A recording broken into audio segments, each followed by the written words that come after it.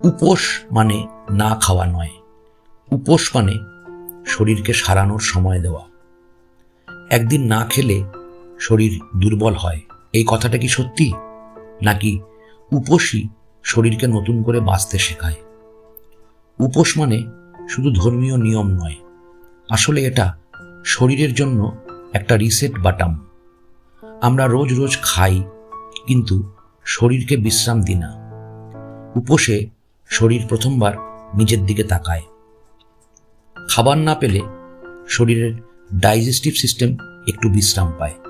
এর ফলে gas, acidity কমে, লিভার হালকা হয়, অন্ত্র নিজেকে পরিষ্কার করে। শরীর তখন বলে, চলো মেরামত শুরু করি। এখন আসল বিজ্ঞানটা শুনুন। উপোসের সময় শরীরে শুরু হয় অটোফেজি, মানে শরীর নিজের নষ্ট কোষগুলো খেয়ে ফেলে। এর ফলে পুরনো কোষ মরে যায়, নতুন কোষ তৈরি হয়, রোগ প্রতিরোধ ক্ষমতা বাড়ে। উপোসে শুধু শরীর না, মনও বদলায়। ইনসুলিন লেভেল কমে, ফোকাস বাড়ে, মানসিক স্বচ্ছতা আসে। এই জন্যই ঋষিমুনিরা উপোসের সঙ্গে ধ্যান করতেন।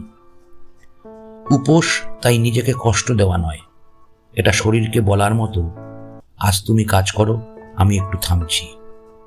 ঠিক সময়ে, ঠিক নিয়মে উপোস শরীরের জন্য আশীর্বাদ হতে পারে।